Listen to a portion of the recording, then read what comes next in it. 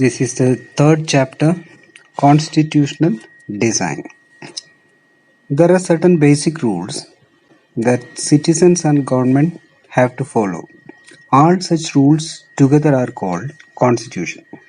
कुछ नियम हैं जिसको सरकार और नागरिक दोनों को फॉलो करना है.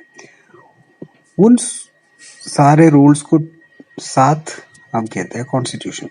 ये सारे रूल्स को हम कहते हैं कॉन्स्टिट्यूशन. हम इस लेसन शुरू करते हैं.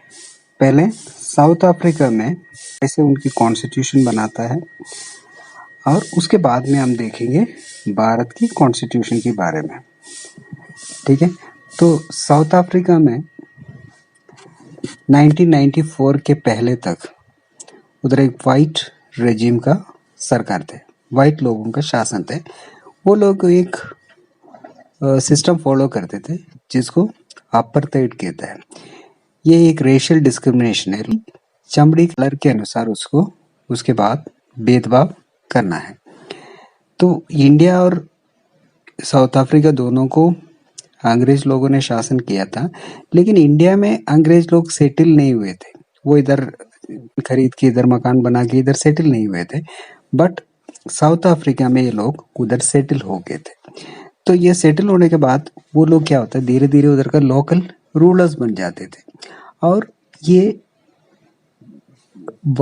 काले लोग या इंडियन टाइप का लोग के साथ भेदभाव करते थे. इस सिस्टम को अपार्थाइड कहते हैं. अपार्थाइड क्या होता है, जो ब्लैक लोगों को जो वाइट एरिया में जाने के लिए उसको पास लेना पड़ता था. दैट मीन्स वाइट एरिया में कोई काम के लिए जाना है, ट्रेन में जाना है या बस में जाना है, टैक्सी में जाना है, इन सब के लिए उनको पास लेना पड़ते थे. जिनके पास पास नहीं हो तो उसको अरेस्ट कर सकते थे. तो 1950 से ये ब्लैक लोग इसके खिलाफ आंदोलन किए थे.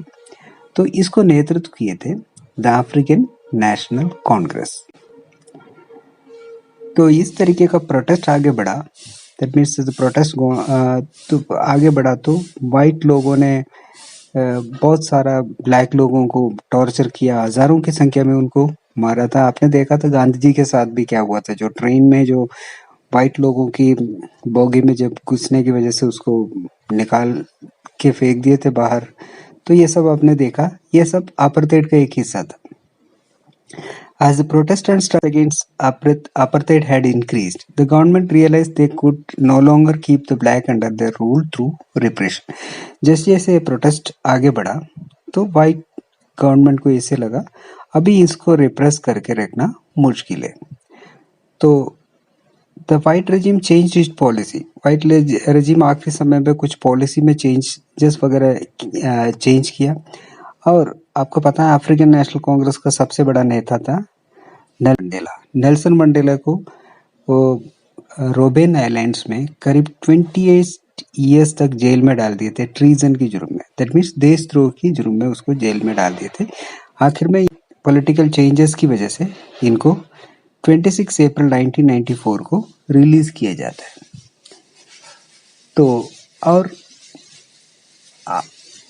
तो अफ्रीकन लोगों ने अपना नया कॉन्स्टिट्यूशन बनाने के लिए तैयार हो जाते. ये समझौता होता है वाइट के साथ और ये लोग मिलके ये कॉन्स्टिट्यूशन बनाता है. ये कॉन्स्टिट्यूशन बनाने के लिए 2 साल लग गए थे. 2 साल तक चर्चा करने के बाद जो कॉन्स्टिट्यूशन बना, इतना चर्चा करने का बहुत फायदा हुआ. वो जो कॉन्स्टिट्यूशन बना है आज तक दुनिया में बने हुए सबसे बेस्ट कॉन्स्टिट्यूशन है साउथ अफ्रीका की कॉन्स्टिट्यूशन. तो उसमें क्या होता है, वाइट्स को भी बहुत ज़्यादा अधिकार दिए जाते थे. ब्लैक मेजोरिटी है, इसके बावजूद वाइट्स को भी बहुत सुविधाएं दिए थे. उनकी ज़मीन वगैरह छीनने का अधिकार वगैरह नहीं दिए जाते थे ब्लैक लोगों को, और उसको आराम से रहने का सुविधा देने वाला प्राइवेसी का बहुत सारा अधिकार है उसमें. तो ये कॉन्स्टिट्यूशन शुरू होता है एक प्रीएम्बल से. प्रीएम्बल होता है वो एक इंट्रोडक्शन है. ठीक है, तो ये साउथ अफ्रीका का कॉन्स्टिट्यूशन के पूरे दुनिया के डेमोक्रेट लोगों को बहुत इंस्पिरेशन मिलता है, क्योंकि इनमें बहुत सारा नागरिकों को दैट मीन्स उसकी देशवासियों को बहुत ज़्यादा राइट्स देने वाला कॉन्स्टिट्यूशन है जो साउथ अफ्रीका की कॉन्स्टिट्यूशन। अभी हम देखते हैं why do we need a constitution. South Africa example is a good way to understand why we need a constitution. South Africa में हमने देखा उधर कॉन्स्टिट्यूशन का सख्त जरूरत है क्योंकि डिफरेंस ऑफ पीपल, एक समय पे एक दूसरे के दुश्मन लोग थे, वो लोगों को साथ में ला के रखना हो तो उसके लिए कुछ अरेंजमेंट चाहिए। तो वो अरेंजमेंट वैसे आपसी विश्वास से नहीं होता है, दे नीड समथिंग रिटर्न। इस तरीके का राइट किया हुआ जो डॉक्यूमेंट है कॉन्स्टिट्यूशन, उसकी वजह से साउथ अफ्रीका आज बहुत आसानी से चल रहे हैं, व्हाइट और ब्लैक पीपल साथ मिलके रह पा रहे हैं। सो इसलिए कॉन्स्टिट्यूशन जरूरी है। सो लंबे समय तक वो लोग चर्चा करके इन लोगों ने एक कॉन्स्टिट्यूशन बनाया है। तो कॉन्स्टिट्यूशन क्या क्या करता है? पहला, it generates a degree of trust and coordination that is necessary for different kinds of people to live together। तो पहली फायदा ये है, ये आपसी विश्वास बढ़ाता है। तो अलग अलग टाइप के लोगों के बीच में साथ रहने के लिए आपसी विश्वास जगाता है कॉन्स्टिट्यूशन। दूसरी बात, it specifies how the government will be constituted. इसके अलावा दूसरी बात यह है, ये बताता है कैसे सरकार बनाया जाए और कौन सी फैसले कौन लेगा। तीसरी बात, it lays down limit on the power of the government and tell us what rights the citizens are. इसके अलावा सरकार का अधिकार का लिमिट भी बता देता है और आम लोगों के लिए क्या क्या अधिकार है वो भी बताता है constitution. It expresses the aspiration of people about creating a good society. एक अच्छे समाज बनाने का लोगों को इच्छा भी दर्शाता है उस देश का कॉन्स्टिट्यूशन। दुनिया में ज्यादातर कंट्रीज में कॉन्स्टिट्यूशन है, इसका मतलब ये नहीं है सारे कंट्री जिसमें कॉन्स्टिट्यूशन है वो डेमोक्रेटिक है, लेकिन सारे डेमोक्रेटिक कंट्री में कंपल्सरीली ये कॉन्स्टिट्यूशन होता है। Now let's see the making of Indian constitution. तो like South Africa, India's constitution was also drawn up under very difficult circumstances। South Africa के जैसे भारत में भी बहुत मुश्किल भरे हालातों से गुजर के हमारा कॉन्स्टिट्यूशन बनाया। The making of constitution for a huge diverse country like India was not an easy affair। तो इंडिया इतना बड़ा देश है, different languages, different types of people, तो इस तरीके का एक देश का कॉन्स्टिट्यूशन बनाना कोई आसान काम नहीं है। At the time, Indian people were emerging from status of subject to that of citizen। The country was born through a partition। तब क्या था, लोग प्रजा से नागरिक बनने का एक प्रक्रिया से चल रहे थे, उस समय बनाए थे इंडिया की कॉन्स्टिट्यूशन। इसके अलावा इंडिया का एक पार्टीशन होता है, धर्म के आधार पे इंडिया और पाकिस्तान में बंटवारा भी होता है। इसमें करीब 10 लाख लोग दोनों साइड मर जाता है वायलेंस में। तो इसके अलावा the British had left it to the rulers of the princely state to decide whether they wanted to merge with India और पाकिस्तान और रिमेन इंडिपेंडेंट। इसके अलावा ब्रिटिश लोग आज़ादी देते वक्त ये भी कहा था, जो राजा है, जो क्षेत्रीय राजाओं को ये अधिकार दिए थे, उसको चाहे तो पाकिस्तान के साथ जा सकता है या इंडिया के साथ रह सकता है, नहीं तो इंडिपेंडेंटली अकेले खुद का एक राज्य बन के भी रह सकता है। When the constitution was being written, the future of country did not look as secure as it is today। जब कॉन्स्टिट्यूशन इंडिया का बना रहे थे तो आज की इतना सुरक्षित नहीं लग रहे थे उस समय पे। The makers of the constitution had anxieties about the present and future of the country। तो उनको भविष्य के बारे में भी, उस समय के बारे में भी चिंता था जो कॉन्स्टिट्यूशन बनाने वाले लोगों को। The path to the constitution, despite all these difficulties, there was one big advantage for the makers of Indian constitution. Unlike South Africa, did not have to create consensus about what a democratic India should look like। तो ये सारे difficulty होने के बावजूद Indian जो constitution maker को एक advantage था जो साउथ अफ्रीकन लोगों को नहीं था, वो था आपसी सहयोग बनाने की जरूरत नहीं था। Much of this concept has evolve during the freedom struggle. ये समझौता पूरे फ्रीडम स्ट्रगल के समय पे ही हो गए थे। Our national movement was not merely a struggle against a foreign rule. It was also a struggle to rejuvenate our country and to transform our society and politics. हमारा एक स्ट्रगल हमारा देश को रिजुविनेट करना था, हमारा समाज को, हमारा पॉलिटिक्स को, सबको उद्धार करने का मकसद था हमारा फ्रीडम स्ट्रगल। तो as far as back in 1928, Motilal and 8 other Congress leaders drafted a constitution for India. तो आप देखो 1928 में ही मोतीलाल नेहरू और 8 कांग्रेस नेताओं ने मिलकर ये कॉन्स्टिट्यूशन बनाया था इंडिया के लिए। And in 1935, a resolution at Karachi session of the Indian National Congress dealt on how independent India's constitution to look like. इसके अलावा 1931 में कराची में भी इसके बारे में चर्चा किया था, कैसे भारतीय कॉन्स्टिट्यूशन होना था। Both these documents committed to inclusion of universal adult franchise, right to freedom and equality, and to protecting rights of minorities in the Constitution of Independent India। ये दोनों कॉन्स्टिट्यूशन में जो रेजोल्यूशंस पास हुए थे, दैट इज 1928 और 1931 में, इसमें सबको यूनिवर्सल एडल्ट फ्रेंचाइज का बात कहे थे और लोगों का इक्वालिटी प्रोवाइड करने का, माइनॉरिटी के राइट्स को प्रोटेक्ट करने का, ये सारे बातें उस समय ही तय हो गए थे। सो thus some basic values were accepted by all leaders much before the constituent assembly met to deliberate on the constitution। तो इसीलिए ये सारे बातें पहले तय हो गए थे हमारा कॉन्स्टिट्यूशन असेंबली का मीटिंग होने से पहले ही। The familiarity with political institution of colonial rule also helped develop an agreement। इसके अलावा जो ब्रिटिश लोग भारत में जो कॉन्स्टिट्यूशन बना के एक सरकार चला रहे थे, इंडियंस लोगों को भी उसमें शामिल किए थे, उसकी वजह से इनको सरकार की इंस्टीट्यूशन चलता उसके बारे में भी एक आइडिया था। British rule had given voting rights only to few. On that basis, the British had introduced very weak legislature।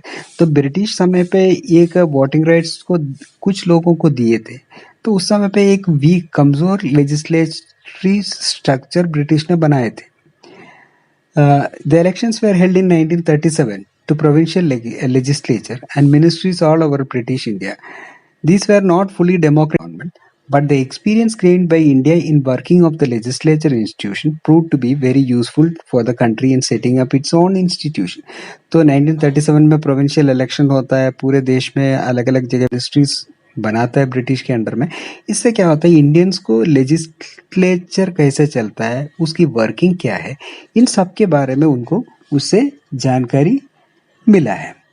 तो that is why the Indian Constitution adopted many institutional details and procedures from colonial laws like the Government of India Act 1935। इसीलिए भारतीय constitution में अगर आप देखते वक्त उसमें बहुत सारे बातें जो ब्रिटिश द्वारा पास किया हुआ गवर्नमेंट ऑफ इंडिया एक्ट 1935 का बहुत सारे बातें उसमें ले रखा है। तो उसमें बहुत सारे अच्छी चीजें उन्होंने इंक्लूड कर रखा है। Years of thinking and deliberation on the framework of constitution had another benefit। तो सालों तक इसके बारे में चर्चा करने का दूसरा एक फायदा था। Our leaders gained confidence to learn from other countries। तो हमारे नेताओं को दूसरे कंट्रीज से बहुत सारा सीख मिला। Many of our leaders were inspired by the ideals of French Revolution। आपको पता है जो फ्रेंच रेवोल्यूशन के बारे में हमने पढ़ा है, उससे बहुत सारा इंस्पिरेशन मिला। और जो the practice of parliamentary democracy in Britain, तो हमने ब्रिटेन का पार्लियामेंट्री फॉर्म ऑफ गवर्नमेंट से भी इंस्पिरेशन मिला। इसके अलावा bills of right US constitution का बिल्स ऑफ राइट से भी हमने इंस्पिरेशन लिया। The socialist revolution in Russia had inspired many Indians to think of shaping a system based on social and economic quality. इसके अलावा जो सोशलिस्ट रेवोल्यूशन रशिया में हुआ था वो भी भारतीय लोगों को इंस्पायर किया, ताकि इकोनॉमिक इक्वालिटी, सोशल इक्वालिटी दोनों लोगों को देना है, ये भी हमको आइडिया मिले थे उस समय से। The constituent assembly who then were the makers of Indian constitution. भारतीय कॉन्स्टिट्यूशन कौन कौन बनाए थे? सो Drafting of the document called the Constitution was done by an assembly of elected representatives called the Constituent Assembly. Bharat का constitution कौन बनाता है? इसके लिए ये कॉन्स्टिट्यूएंट असेंबली था, ठीक है। तो ये कॉन्स्टिट्यूएंट असेंबली का मेंबर्स मिलके ये कॉन्स्टिट्यूशन बनाता है, ठीक है। The election to the constituent assembly were held in July 1946 में ही इसके लिए इलेक्शन होता है पूरे भारत में। उसमें इलेक्ट करके चुन के आए हुए लोग मिलके ये बनाता है। तो ये पहला मीटिंग दिसंबर 1946 में इस कॉन्स्टिट्यूएंट असेंबली का पहला मीटिंग होता है। Soon after the country was divided into India and Pakistan. लेकिन क्या होता है 1946 दिसंबर में ये होता है, 1947 होते ही इंडिया और पाकिस्तान का बंटवारा होता है। तो कॉन्स्टिट्यूएंट असेंबली डिवीजन होता है। जो लोग पाकिस्तान की हिस्से से चुन के आए थे वो पाकिस्तान की असेंबली में चला गया, जो इंडियन हिस्से से आए थे वो इंडियन कॉन्स्टिट्यूएंट असेंबली में आए थे। So the constituent assembly that wrote the Indian Constitution at 299 members. इसमें करीब 299 members था। The Assembly adopted the Constitution on 26 November 1946. ये लोग चर्चा करके ये Constitution का स्वीकार करता है 26 नवंबर 1949 को, लेकिन इसको इफेक्ट में आता है, लागू करता है 26 जनवरी 1950 को। तो इसलिए हम इस दिन को रिपब्लिक डे के तौर पे हर साल हम सेलिब्रेट करते हैं। So why should we accept the constitution made by this assembly more than 50 years ago? तो 50-60 साल से पहले ही बनाए हुए इस कॉन्स्टिट्यूशन को आज के समय पे हम क्यों स्वीकार? We have already noted one reason above. The constitution does not reflect the views of its members alone. तो इसमें आप देखा है ये कॉन्स्टिट्यूशन बनाए हुए लोगों का आइडिया नहीं है, ये उससे पहले ही सालों से चर्चा करने वाले लोगों की आइडियल्स को लेके इसको बनाए थे। The constitution does not reflect the views of its members alone, it express a broad consensus of its time. उस समय पे पूरे भारत में लोगों ने चर्चा करके लिए हुए आइडिया, उससे उनकी इच्छा के अनुसार बनाए हुए कॉन्स्टिट्यूशन है। Many countries of the world have had to rewrite their constitution afresh because the basic rules were not accepted to all major social groups or political parties. तो इसी वजह से क्या है, दुनिया में बहुत सारे कंट्रीज में अपने कॉन्स्टिट्यूशन को दोबारा लिखना पड़ा क्योंकि उधर के लोग उसको स्वीकार नहीं कर रहे थे। तो the experience of our constitution is different, लेकिन हमारा कॉन्स्टिट्यूशन का एक्सपीरियंस डिफरेंट है। Over the last half a century several groups have questioned some provisions of constitution, but no large social group or political party has ever questioned the legitimacy of the constitution itself. पिछले 50-60 साल में इस constitution के ऊपर, उसकी मान्यता के ऊपर कोई भी आज तक उंगली नहीं उठाया। तो ये एक अनयूजुअल अचीवमेंट है, कोई भी कॉन्स्टिट्यूशन के लिए ये एक बहुत बड़ा अचीवमेंट है। दूसरा रीजन है for accepting the constitution is that constituent assembly represented the people of India. हमारा जो constituent assembly है, constitution जो बनाने वाला assembly का members है, उसको लोग द्वारा चुने थे। उस समय पे कोई यूनिवर्सल एडेड फ्रेंचाइज नहीं था, इसके बावजूद अगर वैसे चुन लिया तो भी इस कॉन्स्टिट्यूशन असेंबली का मेंबर्स में कोई ज़्यादा चेंज नहीं हो सकते थे। तो this ensured a fair geographical share of members, इसलिए हर कोने से, भारत के हर कोने का मेंबर इसमें था। The assembly was dominated by Indian National Congress, the party led India's freedom struggle. तो असेंबली में ज्यादातर मेंबर इंडियन नेशनल कांग्रेस था, जो जिन्होंने हमारा देश आज़ादी का लड़ाई करने का मुख्य पार्टी था। But the Congress itself included a variety of political groups and opinions. ये कांग्रेस में क्या होता है, एक तरीके का विचारधारा के लोग नहीं होते थे उस समय के कांग्रेस में, उसमें अलग अलग विचारधारा के लोग होते थे, ठीक है। और इसमें अलग अलग भाषाई लोग थे, अलग अलग कास्ट के लोग थे, अलग अलग रिलीजन के लोग थे, अलग अलग काम करने वाले लोग थे। Even if the assembly was elected by universal added franchise, it composition would not have been very different. तो अगर उस समय पे हम यूनिवर्सल एडेड फ्रेंचाइज से ही ये इलेक्शन कर लिया तो भी इस पोजीशन में कोई परिवर्तन नहीं होने वाला था। Finally, in manner in which the Constituent Assembly worked gives scanty to the Constitution. इसके अलावा जो जिस प्रकार से ये कॉन्स्टिट्यूएंट असेंबली काम किया वो भी इसको एक पवित्रता देता है. The Constituent Assembly worked in a systematic, open and consensual manner. ये कॉन्स्टिट्यूएंट असेंबली सिस्टमैटिक तरीके से चला, समझौते से आगे बढ़ा, कंसेंसस आपसी चर्चा करके आखिर में सबसे बेस्ट सबको लगा उसको चुन के आगे बढ़ा था.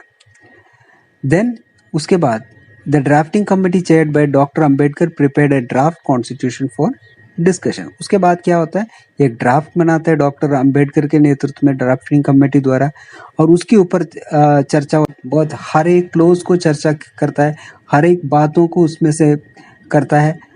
मोर देन 2000 अमेंडमेंट्स वर कंसिडर. इसके अलावा उसके लिए सुझाव करीब 2000 सुझाव आए थे, उसके ऊपर भी चर्चा करा, और इसके ऊपर करीब 114 डेज 3 साल तक 114 डेज इसके ऊपर चर्चा किया. तो every document presented and every word spoken in the constituent assembly has been recorded and preserved. जितने भी बातचीत उसमें होता है, जितने भी बहस उसमें चलाता है, वो सब का रिकॉर्ड आज भी अवेलेबल है. These are called constituent assembly debates. When printed these debates are 12 बल्कि वॉल्यूम्स. तो इसको हम कहता है constituent assembly debates. That means constitution बनाने के लिए जो चर्चा होता है उसके जो रिकॉर्ड्स है उसको हम कहता है कॉन्स्टिट्यूएंट असेंबली डिबेट्स. ये जब प्रिंट किया तो करीब 12 बड़े बड़े किताबों में किताब बन गई. ठीक है. The guiding values of Indian constitution. In this week, we shall study the exact provisions of Constitution on different subjects. अलग-अलग विषयों के ऊपर Constitution में क्या-क्या प्रावधान है उसके बारे में हम इसमें देखेंगे. At this stage, let us begin by understanding the overall philosophy of what our Constitution is all about. अभी हम इसका overall philosophy क्या है हमारे Constitution का. We do this in two ways. दो प्रकार में ये कर सकता है. We can understand it by reading the views of some of our major leaders on our constitution.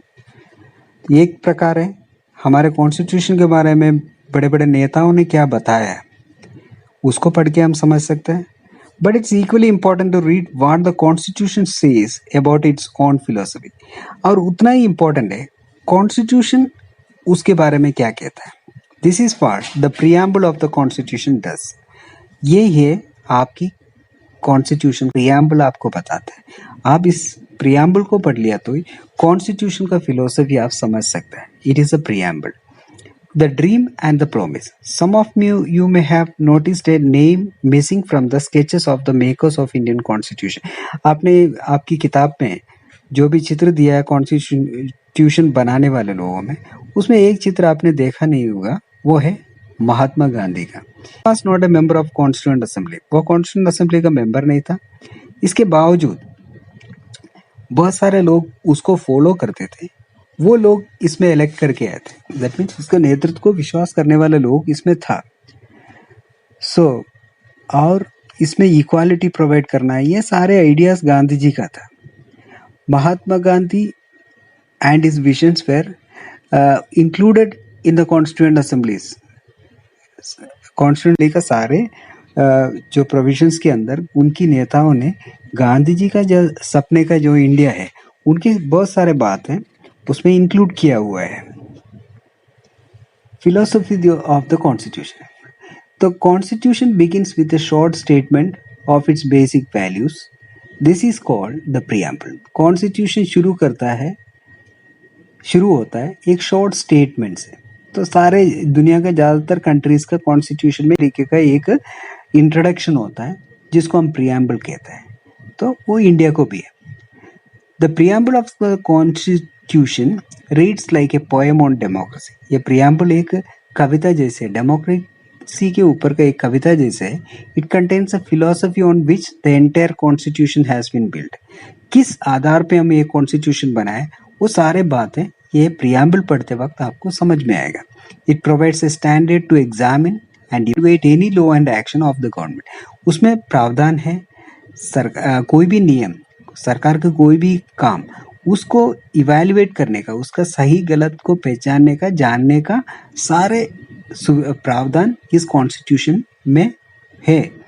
तो इसीलिए ये प्रियम्बल को कॉन्स्टिट्यूशन सोल कहता है, आत्मा कहता है। कॉन्स्टिट्यूशन का आत्मा कहता है इस प्रियम्बल को। तो institutional design, a constitution is a very long and detailed document.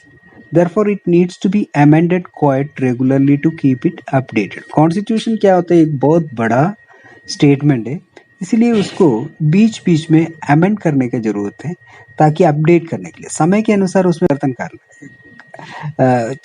चाहिए। दैट मीन समय तो पहले 60 साल पहले के हालात नहीं है इस समय पे, तो उसके अनुसार उसमें परिवर्तन लाना है। इस चेंजेस को हम कहते हैं constitutional amendments. The Indian constitution lay down a procedure for choosing person to govern the country.